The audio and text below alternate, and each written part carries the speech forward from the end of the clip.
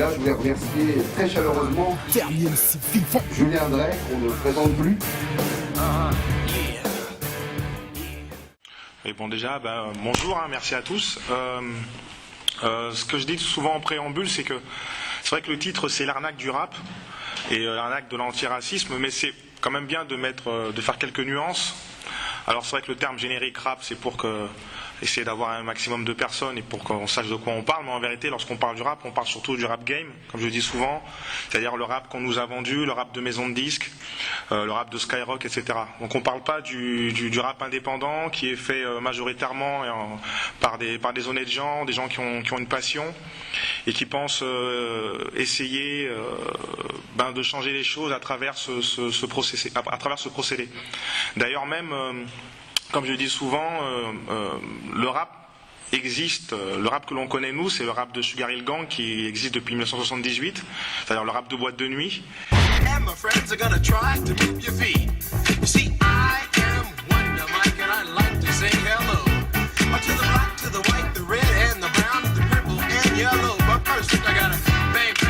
Il faut savoir que le rap existait bien avant ça, il existait même bien avant 73, il existait bien avant la Zulu Nation. Le rap, ça existait déjà dans la fin des années 60. Il était utilisé par les organisations noires radicales, notamment les Last Poets, à travers Felipe Luciano, et puis aussi Gilles Scott-Heron, et puis Rap Brown.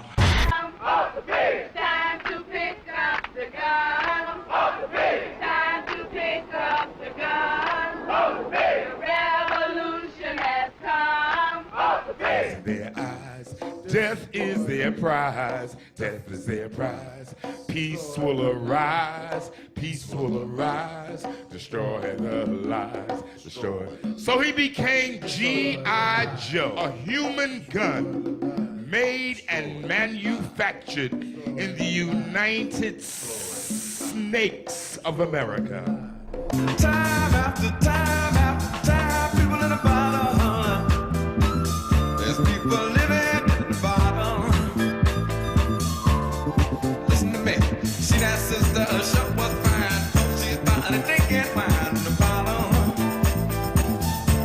She told me, oh man committed a crime. He's doing time. Now she's hanging in the bottom. Donc en vérité, c'est vrai qu'à l'origine, le rap est une musique, un procédé de combat révolutionnaire, mais il a été tout de suite récupéré dès son origine par le rap commercial que l'on connaît en 78-79, et c'est vrai que tout le rap que nous on l'entend, c'est un rap qui est issu de ce rap des boîtes de nuit. Mais il est quand même important de faire un petit préambule pour dire que lorsqu'on parle de rap, on ne parle pas du rap authentique et intègre qu'on a en grosso modo pratiquement jamais entendu, mais qu'on entend maintenant du fait d'internet. Parce qu'avant c'est vrai que c'était un petit peu compliqué d'entendre ce genre de rap puisqu'il ne passait pas dans les radios et dans les courants officiels. Donc maintenant, nous, ce qu'on va essayer de démontrer, c'est que le rap, c'est le rap actuel, c'est le SOS racisme de ma génération, et il a pris le relais justement du combat antiraciste qui a été initié par ceux qui ont essayé de destituer et ceux que Farida a toujours essayé de démasquer. Donc voilà, donc on va essayer de démontrer que tout n'est que continuité qui existe depuis, ce sont des procédés de domination qui existent depuis assez longtemps, bien avant même les années 80. Et donc nous, on va essayer en discutant de démontrer un petit peu cette imposture. Alors par contre, on va pas faire ce qui se passe souvent, c'est-à-dire une conférence où on va parler pendant des heures et puis les gens vont nous écouter. On va essayer de participer chacun, donc il va y avoir des micros qui font que chacun va pouvoir poser des questions de manière que ça soit interactif, parce qu'on ne sait pas tout, et comme ça on peut échanger et puis essayer d'avoir une vérité à la sortie de cette conférence. Voilà. Et d'ailleurs aussi petit message à ceux qui n'ont pas voulu que la conférence se passe, parce qu'on a eu des petits soucis de menaces, d'interdictions faits par justement les mêmes que l'on dénonce. Voilà, donc j'ai envie de leur passer une dernière fois le message: arrêtez vos procédés de domination, arrêtez vos procédés de manipulation. Nous on est tous ici, peut-être que vous êtes dans la salle, mais on est dans une France assez multiculturelle. Je pense qu'on est entre gens bien, entre honnêtes personnes. Il n'y a pas de faf d'un côté ou je sais pas quoi. On est tous là pour essayer d'essayer d'avoir une vérité et de faire avancer les choses pour nos enfants et puis pour nos parents. Voilà. Merci Mathias et merci à vous d'être venus si nombreux ce soir. Je suis très émue de vous recevoir et d'être reçu par vous. Parce qu'il est vrai, comme vous le savez maintenant, que pendant 30 ans, je n'ai pas eu l'occasion de m'exprimer sur ce qui avait été l'histoire des jeunes de la deuxième génération dans les années 80. Et j'ai toujours été persuadée pendant ces 30 ans que c'était un grand malheur pour les jeunes de la troisième et quatrième génération qui allaient nous suivre, mais aussi pour l'ensemble du peuple français qui allait donc ignorer une partie très importante de l'histoire contemporaine, d'autant plus importante qu'elle a servi au Parti socialiste en particulier, à mettre en place une société où le déni historique de la génération issue de l'immigration allait permettre une instrumentalisation de l'immigration et de ce fait créer une espèce de chaos progressif dans ce pays qui allait nous conduire et nous conduira peut-être évidemment, ce que je ne souhaite pas, vers ce qu'on peut appeler une guerre civile et qui se fera évidemment au détriment de tous et pour permettre aux responsables de ce chaos de pouvoir se cacher derrière cette guerre civile. Comme vient de vous le dire Mathias Cardet, il a été question que cette conférence aujourd'hui soit interdite, et interdite par ceux qui, dans les années 80, ont prétendu être les amis des beurs, les amis de la banlieue black, blanc, beurre, les amis de l'égalité, les amis de la lutte contre le racisme. Quand tout à l'heure, lors de la présentation, il a été dit que j'avais participé à la marche des beurs, c'est une erreur que je comprends parce que les choses ayant été occultées pendant si longtemps, des confusions existent. Le seul entretien que j'ai donné jusqu'à présent à Égalité et Réconciliation ne peut pas suffire à éclaircir définitivement les choses. Je n'ai pas participé à la marche des beurs, loin s'en faut, mais je suis arrivée dans cette marche à la fin, lorsque, après l'arrivée de celle-ci, en 1983, le 1er décembre, il a été question de mettre en place un collectif jeune dans lequel, dès les premiers jours, j'ai apporté ma contribution. Et c'est parce que, justement, j'ai participé, après la marche des beurs, dans ce collectif jeune, que j'ai, au cours des débats qui se sont menés à l'intérieur de ce collectif, compris que nous partions vers une politique qui serait désastreuse pour la France et évidemment pour la deuxième génération, parce que cette politique, cette ligne dont j'ai parlé dans l'entretien de R qui est paru maintenant au mois de mai mais sur laquelle je peux revenir un peu, cette ligne communautariste allait nous entraîner vers un choix de société dans lequel moi personnellement je ne pouvais pas me reconnaître, et il m'avait paru extrêmement important de m'opposer à ce choix communautariste dans le sens où je le croyais déjà il y a 30 ans susceptible de nous conduire au chaos, et j'étais déjà, sans le savoir, pour ce courant de la réconciliation qui nous réunit aujourd'hui il y a déjà 30 ans. Et ce courant de la réconciliation que j'ai représenté dans Convergence 1984 a bien évidemment été cassé avec des moyens considérables par ceux qui aujourd'hui derrière cette porte auraient voulu encore interdire notre prise de parole à Mathias et moi. Et à ces gens, je veux dire, notamment aux plus jeunes qui sont manipulés, comme l'a été probablement le jeune petit Méric, je veux dire une phrase de l'émir Abdelkader qu'il a écrit en introduction, je dirais, à sa lettre aux Français à la fin du XIXe siècle. Je veux dire une chose, comme le disait l'émir lui-même. Il a écrit, et c'est la première phrase de sa lettre, « Il est une nécessité pour l'homme intelligent,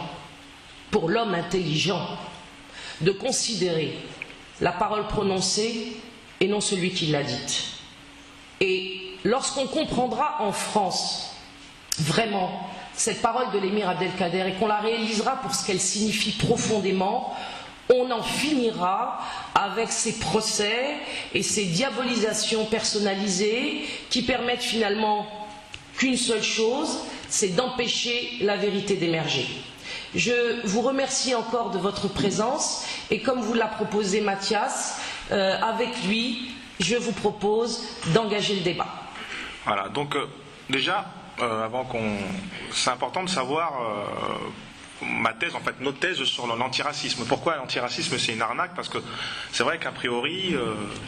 l'antiracisme, enfin, c'est être contre le racisme c'est mal, voilà, l'eau ça mouille, bon voilà, donc d'entrée on pourrait se dire que c'est quand même un truc positif, et pourquoi être contre l'antiracisme? Alors moi, je pense que l'antiracisme c'est justement l'arme c'est l'arme de, comment dirais-je, de la haute finance, une arme oligarchique pour justement, comment dirais-je, diviser les classes sociales entre elles, c'est-à-dire diviser pour mieux régner. À partir du moment où justement les élites, dans les quartiers populaires, parce que c'est là où ça marche, pointent du doigt, on va dire, vulgairement parlant, le méchant blanc qui est éternellement colonisateur, esclavagiste, etc., et qu'il, comment dirais-je, valorise et victimise l'autre partie de la population immigrée, c'est-à-dire noire et arabe, et ben, en effet, ça crée une situation de poudrière qui fait que dans les quartiers populaires, au lieu justement de voir qu'on se fait tous manipuler par les mêmes personnes, et ben, on commence à voir justement les responsables de nos tourments dans l'œil du voisin. Donc je pense que l'arme, justement, l'antiracisme, c'est justement une arme de destruction massive et un procédé d'ingénierie sociale, justement, du pouvoir utilisé pour taire comment dirais-je, la lutte qui a toujours existé, qui est la lutte de classe. Et donc je pense que c'est un truc qui existait même déjà dans les années, même au XVIIIe siècle, lors de la Révolution française, lors de la marche du pain, je ne sais pas si tu voulais en parler, et puis lors de la Commune, etc., etc. Donc c'est pour ça que l'antiracisme en plus est une arme assez redoutable, parce que justement elle repose sur un concept universaliste positif en apparence, qui fait qu'on ne peut pas justement débattre face à ces personnes-là, puisque l'anathème du raciste est totalement utilisé. Sauf que force est de constater que les initiateurs de SOS Racisme, que les initiateurs de cette organisation-là, qui eux généralement ne se mélangent pas entre eux, les organisateurs de cette organisation, malheureusement, ce qu'ils font, c'est que, comme je l'ai dit avant, pointent du doigt une communauté pour justement, comment dirais-je, que l'autre lui tombe dessus. Et donc voilà, je pense que l'antiracisme et le racisme, c'est la même chose. Donc c'est pour ça que l'antiracisme, pour moi, est une arnaque. Et malheureusement, depuis 84, depuis SOS Racisme jusqu'à maintenant en 2013, c'est ce qui va faire 30 ans, c'est très très compliqué d'essayer de faire expliquer aux gens la nuance qu'il y a entre le racisme et l'antiracisme, parce qu'il n'y en a pas justement. C'est-à-dire qu'en fait, on peut aussi résumer les choses en disant que l'antiracisme est une idéologie de cloisonnement, c'est-à-dire une idéologie perverse. C'est-à-dire encore une idéologie qui doit d'un côté instrumentaliser les uns et de l'autre en ramasser le profit, les fruits. Qu'est-ce que c'est que cette idéologie de l'antiraciste ? C'est un peu ce que vient de dire Mathias, une tarte à la crème. Mais derrière, il y a un projet. Il y a un projet qui existe depuis extrêmement longtemps, et ce projet a comme moyen fondamental la manipulation de la foule. C'est pour ça que tout à l'heure, Mathias, vous parlez de la marche du pain de 1789, puisque ces manipulations de foule ne datent pas de l'immigration, bien évidemment, mais ont lieu régulièrement, on peut dire, Marion Sigaud me corrigera éventuellement dans une conférence ultérieure si je me trompe, ont lieu régulièrement depuis le siècle des Lumières, la Révolution française. Donc l'antiracisme, c'est rien d'autre qu'à un moment donné, une idéologie qui va permettre à une minorité de prendre le pouvoir et de le prendre pour dominer. Ça, il faut bien le comprendre. Et c'est évidemment extrêmement difficile à comprendre. C'est la raison pour laquelle moi-même, à 25 ans, avec mes camarades de l'époque, on ne l'avait pas compris, puisque nous nous sommes laissés emporter dans ces manifestations diverses et variées à l'époque qu'on dénommait antiracistes, mais que finalement, au bout de quelques années, grâce notamment à Convergence 84 que j'ai initiée, organisée et dont j'ai été le porte-parole, ont montré que instrumentalisation il y avait, cloisonnement il y avait, perversité il y avait, tout ça au profit d'une petite caste qu'on pourrait désigner comme celle de l'UEJF en ce qui me concernait à l'époque des années 80, puisque c'est l'Union des étudiants juifs de France qui, à un moment donné, craignant l'épanouissement politique de la deuxième génération en France, s'est cru autorisé de venir nous déposséder par différentes manipulations de notre propre mouvement, et pire encore, de se faire passer pour nous. Je répète parce que j'ai bugué, de se faire passer pour nous. Le combat qu'il y a pu y avoir entre SOS Racisme et la seconde génération de l'immigration n'était pas du point de vue de SOS Racisme Légitime parce qu'il n'avait aucune accroche historique avec cette histoire. Et le sachant, travaillant sous faux drapeau, ils se sont permis lors de l'arrivée de Convergence à Paris, d'autant mieux que je portais un discours critique à l'égard de l'antiracisme et en particulier des partis de gauche qui avaient tenu pendant toute l'initiative le double langage qu'on leur connaît aujourd'hui. SOS Racisme, avec l'aide de l'Élysée, avec l'aide de Christian Delorme, s'est permis, en distribuant le badge « Je touche pas à mon pote » dans mon dos et dans le dos de toute l'organisation de Convergence, s'est permis le fait de se faire passer pour nous et ensuite relayé par les médias mainstream d'une façon extraordinaire et financé par des ressources dont vous imaginez d'où elles venaient, eh bien ils ont pu pendant 30 ans jusqu'au jour où je vous parle aujourd'hui exister comme représentants de la question du racisme, étant entendu que cette question en fait instrumentalisait l'immigration pour finalement permettre au Parti socialiste systématiquement de reprendre le pouvoir et de détruire la société française, et deuxièmement de continuer de marginaliser les enfants de l'immigration et d'en faire aujourd'hui des pauvres qui sont effectivement happés par une deuxième manipulation dont Mathias connaît parfaitement les ressorts, qui est la manipulation du rap. Voilà. Et alors, comment ça se passe concrètement? Parce que ce qui se passe, c'est qu'on est dans les années 70, et lors des années 70, il y a le regroupement familial exigé par Bouygues et puis Giscard, qui fait que mon père, par exemple, est venu en France, et beaucoup de gens comme lui. Et donc, en fait, nous, on grandit vraiment dans les quartiers populaires, enfin en banlieue, les banlieues parisiennes. Et ce qui se passe, c'est que, arrivé en 81, porté justement par l'élan populaire des classes populaires, hein, c'est le cas de le dire, le Parti socialiste arrive au pouvoir, en plus en braquant le Parti communiste. Je ne sais pas si tu pourrais être d'accord avec moi. Et donc, en 81, ils arrivent au pouvoir justement avec des promesses électoralistes, toujours avec un projet, comme dirait Rissen, planétarien, en proposant l'humanisme, etc., des idées de gauche. Donc, ils arrivent au pouvoir. Et puis, 3 ans plus tard, en 84, il y a le tournant de la rigueur, le tournant qui nous met le gouvernement Fabius, qui, en 3 ans, justement, trahit toutes les promesses électorales. Alors évidemment, à partir du moment où ils trahissent toutes leurs promesses électorales, il faut pouvoir quand même continuer à garder le pouvoir. Et donc, c'est à ce moment-là, en 84, qu'ils décident justement de racialiser,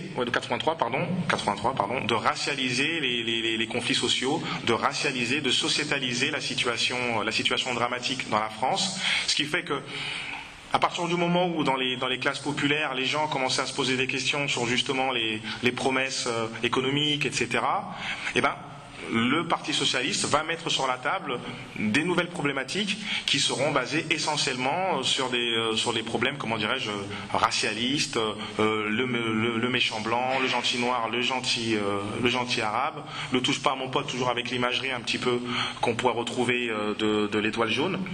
Et donc, victimiser justement une partie de la population pour justement que cette partie de la population tombe sur le dos de l'autre population, tout en évidemment oubliant de parler des promesses non tenues par le Parti socialiste.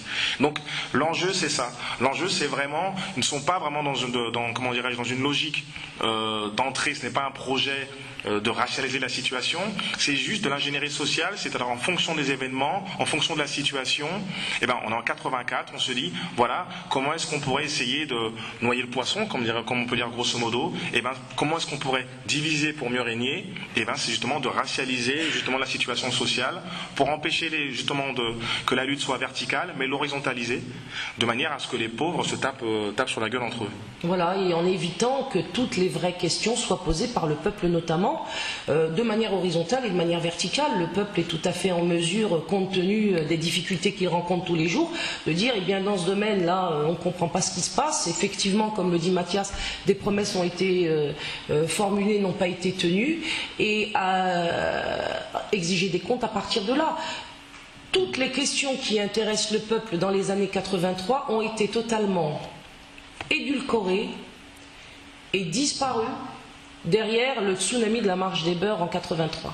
Il n'a plus été question de la casse de la France que François Mitterrand et son équipe opéraient à ce moment-là sur le plan économique. Tout ce tournant de la rigueur, toute cette politique capitaliste de gauche qui devait emporter la France vers une situation où des pans entiers de sa politique sociale notamment et culturelle également allaient s'effondrer pour laisser place à des gens comme Jacques Lang et Frédéric Mitterrand le neveu. Mais est-ce que, au milieu de cette ambiance un peu glauque des bordels de Bangkok, vous avez mauvaise conscience, hein? Ça dépend. Que d'une part, je parle des garçons et des garçons que l'on cherche à droite et à gauche, et que je parle aussi du désir de paternité. Et que de tout ça, je parle franchement. J'en parle franchement puisque c'est ma vie et que je veux faire un livre qui parle de... C'est un livre sur la mauvaise vie, les bordels, vous aimez l'inconnu, la terre étrangère, la chair fraîche, vous racontez les bordels. Vous partez en Thaïlande, hein, notamment. Oui, mais alors plus tard. Plus tard, vous dites dans chaque club, les garçons se tiennent sur la scène très éclairée. Le numéro est accroché à l'aine, en évidence. À l'heure la plus chaude, quand la salle est pleine à craquer, les clubs présentent ce qu'on appelle le sexy show, qui se termine immanquablement par l'enculage d'un travesti, dans une ambiance de rigolade généralisée. Et là, je dis que je rigole pas beaucoup, moi. Hein. Non, ça vous fait pas beaucoup rire. En même temps, vous prenez un numéro. Oui, bah oui, c'est comme ça que ça marche. J'ai pris le pli de payer pour des garçons. Évidemment, j'ai lu ce qu'on a écrit sur le commerce des garçons d'ici. Je sais ce qu'il y a de vrai, la misère ambiante, le macrotage généralisé, les montagnes de dollars que ça rapporte quand les gosses n'en retirent que des miettes, la drogue qui fait des ravages, etc. Tous ces rituels de foire aux éphèbes, de marché aux esclaves m'excitent énormément. On ne pourrait juger qu'un tel spectacle abominable d'un point de vue moral, mais il me plaît au-delà du raisonnable. La profusion de jeunes garçons très attrayants et immédiatement disponibles me met dans un état de désir que je n'ai plus besoin de réfréner ou d'occulter. Qu'est-ce qu'il vous faut de plus? Par ailleurs, je dois vous le dire très franchement, bon, c'est pas très politique ça. Frédéric Mitterrand est un ami. Très un ami. Bon, nous ne partageons pas les mêmes idées politiques. Alors lui-même, je ne sais même pas quelles sont ses idées politiques. C'est un ami, bon, on a partagé ensemble des mêmes passions, les mêmes goûts. Bon, pourquoi est-ce que j'irais lui tirer dessus? Je ne peux pas le faire. Je ne peux pas le faire. Je ne peux pas le faire. Je ne peux pas. Voilà. Lui-même apporte, par sa personnalité, une certaine forme d'humanisme, une certaine forme de passion pour l'art. Ce n'est pas si fréquent. Tout cela a été fait parce que justement la deuxième génération a été instrumentalisée, je le répète, avec des moyens considérables au niveau des médias. Et de ce point de vue-là, par exemple, si je fais la comparaison entre le moment où je vous parle et le moment où, place de la République, je prononçais ce discours de fracture avec l'antiracisme en 1984, un an après l'arrivée de la marche des beurs, il y a quelque chose d'extraordinaire qui s'est passé et qui me fait penser que l'espoir est peut-être encore permis, puisque nous sommes là en dépit de tous les moyens qui ont été mobilisés pendant 30 ans pour nous empêcher d'être là et pour nous empêcher de parler.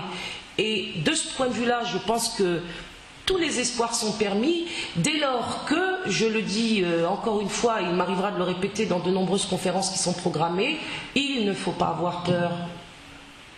Vous avez trop peur. Pardon de vous le dire, mais les gens ont trop peur. Et sur cette peur-là, toute l'oligarchie s'appuie pour nous détruire l'existence et l'existence de nos enfants. La peur doit être absolument surmontée parce qu'il n'y a fondamentalement pas de danger dès lors que nous sommes capables d'assumer notre vie et de faire les choix qui vont nous permettre en effet de nous commander nous-mêmes.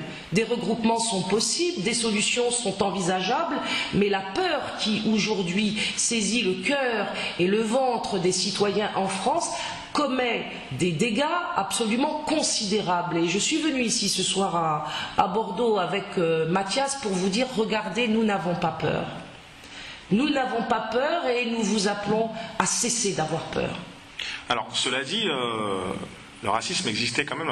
En fait, ils n'ont pas tout inventé. On n'est pas dans une domination, enfin, comment dirais-je, dans une explication complotiste en disant qu'ils ont inventé une situation.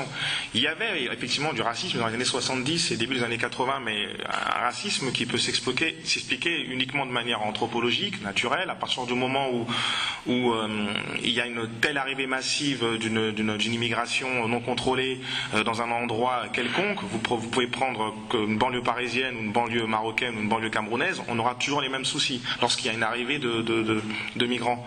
Donc cette situation, c'est vrai en plus, qui avait été créée par eux, existait. Cela dit, là où c'est important de voir à quel point le rap a décérébré, je reviens toujours à les classes populaires, c'est qu'il suffit de voir, il y a deux exemples. Un exemple, pardon, tout simple. Dans les années 70, années 80, il y avait quand même des révoltes, et il y avait une génération de gens des quartiers populaires qui étaient conscientisés quand même politiquement, parce qu'il n'y avait pas de rap, justement, pour essayer de les conscientiser à leur place. Et donc, en 81, il y a eu des émeutes à Vénissieux. Il y a eu les émeutes à Vénissieux et il y a eu aussi des voitures brûlées. Sauf que, contrairement aux émeutes de 2005, où en effet il y a eu des émeutes et où il y a eu des voitures brûlées, la petite nuance, c'est qu'en 2005, lorsque les gens brûlaient leur voiture, ils brûlaient la voiture de leurs voisins. Alors qu'en 81, la nuance, c'est qu'ils allaient dans les beaux quartiers pour brûler les voitures. Là, c'est une petite nuance qui est assez importante parce que, malgré tout, même sans appeler à la guerre civile, c'était des gens quand même qui savaient qui étaient leurs ennemis. Ils n'étaient pas totalement dans le nihilisme ultralibéral de la situation de maintenant. Et moi, ce que j'explique, c'est que c'est vrai que SOS Racisme a participé à ethniciser les conflits sociaux, mais le rap, par contre, lui a participé à les décérébrer et à déconscientiser la lutte sociale. Je suis dans mon jacuzzi, t'es dans ta jalousie. Jalousie, jalousie. Je reste dans mon jacuzzi, reste dans ta jalousie. Jalousie. Parce que la lutte sociale, dans les années 70, comme je le dis, les années 80, il y avait encore un parti communiste fort, qu'on en pense qu'on veut ou ce qu'on n'en veut pas, mais on était quand même dans une époque où les gens, que ce soit au niveau du divertissement, c'est vrai, écoutaient de la musique, mais ils écoutaient dans les quartiers populaires, c'était beaucoup de funk. Il n'y avait pas, comment dirais-je, les nouveaux prophètes de temps moderne, les nouveaux papes qui, comment dirais-je, proposaient de vous conscientiser à votre place. Donc, et ça a été le côté dramatique du rap, puisque à partir des années 90, on va y revenir après, 90, 2000 et jusqu'à maintenant, on a maintenant des Farida 3.0, j'ai envie de dire même, qui maintenant proposent, eux, d'essayer de vous éduquer politiquement, de vous éduquer dans votre vie de tous les jours, dans votre manière de penser, et qui est fait justement par ces rappeurs qui sont les agents de l'Empire, comme pourrait le dire Alain Soral. Oui, et à cela s'ajoute l'année 89 qui a été déterminante à l'éducation nationale. Certains d'entre vous savent peut-être que je suis aussi enseignante. Je le suis dans deux matières, la littérature moderne et l'histoire-géographie. J'ai pris le parti depuis 20 ans d'enseigner en banlieue parce que c'est là où je pensais que je serais le plus utile et aussi là où je me sentais le mieux. Mais quand je suis arrivée à l'éducation nationale, à l'âge de 35 ans quand même, j'étais pas une jeune fille, j'ai immédiatement perçu quelque chose d'étrange, c'est que mes élèves étaient un culte. Et j'ai trouvé ça extrêmement étrange parce que nous, on ne l'était pas dans le mouvement Beurre des années 80. On était une génération, je dis pas tout le monde, mais quand même, très lettrée, très dynamique, très énergique, et on avait, je dirais, un bagage culturel considérable qui a d'ailleurs été une base pour nous permettre nous-mêmes de créer des livres, des films, des initiatives, des tracts, du théâtre. On était extrêmement capable de s'adresser à la société française à partir de ses propres outils. De ses propres outils culturels, en ayant apporté à ces outils culturels la spécificité qui était la nôtre, et notamment on a fait quelques découvertes de langage, comme on le sait, qui ont été ensuite finalement exploitées même par l'oligarchie. Donc pour vous dire que la génération beurre entre guillemets des années 80 et des jeunes Français, des jeunes Portugais qui à l'époque vivaient à nos côtés, n'étaient pas du tout dans l'illettrisme qu'aujourd'hui on voit et dans les quartiers populaires et je le découvre depuis 1 an ou 2 maintenant dans les classes moyennes. Qu'est-ce qui s'est passé pour qu'on en arrive finalement à ce que des enfants d'immigrés dont les parents ne savaient ni lire ni écrire et qui finissaient comme moi prof de lettres ou écrivain ou auteur dramaturge ou militant tout simplement, qu'est-ce qui s'est passé pour que ma fille aujourd'hui, qui est l'enfant d'une prof, d'une militante, d'un écrivain reconnu de surcroît, fasse des fautes d'orthographe et soit pas foutu d'écrire une lettre. Et si je vous dis ma fille, je ne vous parle pas de ses amis. Donc, elle a fait des progrès depuis parce que j'ai pris la décision de la déscolariser dès que je me suis rendu compte qu'il se passait à l'école quelque chose de suspect. Je l'avais déjà remarqué au niveau de mes élèves et je l'ai évidemment constaté pour ma fille, et la seule solution qui m'est apparue, c'était de la sortir de l'endroit où on n'apprenait pas à lire, de la sortir de l'endroit où on n'apprenait pas à écrire, et donc où on n'apprenait pas à réfléchir et surtout à se défendre. Et l'explication, je l'ai vite trouvée, puisque quelques années plus tard, j'ai refusé plutôt de scolariser les deux garçons qui suivaient ma fille. Donc mes deux garçons n'ont jamais été à l'école. Enfin, 4 jours en CP, l'un d'entre eux, quand je me suis rendu compte qu'au CP également, la déstructuration mentale s'opérait en toute impunité. Qu'est-ce qui s'est passé? Qu'est-ce que j'ai découvert? J'ai découvert une loi d'orientation en 1989 qui avait été mise en place par le fameux Lionel Jospin, lui-même issu du trotskisme, entré au PS et finissant en 89 comme ministre de l'Éducation nationale, et qu'elle a été l'une des grandes œuvres de ce ministre de l'Éducation nationale, ça a été de rendre officiel par les textes une démarche d'apprentissage qui s'appelle le constructivisme et qui consiste en fait à ce qu'on soumette aux enfants non plus des connaissances selon leur âge, progressivement et de manière explicite pour leur donner les fondamentaux par la transmission traditionnelle qui avait toujours eu lieu jusqu'alors, mais qu'on les mettait dans une situation qu'ils appelaient, écoutez bien le terme, de conflit socio-cognitif, pour qu'entre eux, ils recherchent les clés, par exemple, de la langue, recherchent les connaissances d'histoire, de mathématiques, de toutes les matières, et on se retrouvait finalement avec nos chérubins en classe comme autant de Champollion dans un atelier de recherche où en gros ils devaient se démerder tout seuls. Ça a donné le constructivisme. Je vous renvoie sur Internet pour faire des recherches. Un des points importants de cette réforme ou du constructivisme, c'est cette idée que les parents sont nuisibles, incompétents. Ça vient du 18e siècle, de Rousseau. Parce que sachez ce que c'est, un jour peut-être on aura l'occasion de faire la démonstration technique de ce qu'est le constructivisme, parce que ce n'est pas le but aujourd'hui, mais disons qu'au rap s'est ajouté une politique volontaire de faire que l'illettrisme se répande aussi dans les quartiers populaires, mais pas seulement, parmi les couches moyennes. Si bien que le langage du rap, dans un univers où on ne sait plus lire ni écrire et on n'a pas le début de commencement de la moindre culture, qu'on ne connaît pas les grandes œuvres classiques de langue française par exemple, allait pouvoir faire un carton bien évidemment, parce qu'il n'y avait pas de comparaison possible du point de vue de l'intelligence et du niveau culturel. Les jeunes se sont retrouvés en face de textes à l'égard desquels ils n'ont pas pu faire la comparaison, ils n'ont pas pu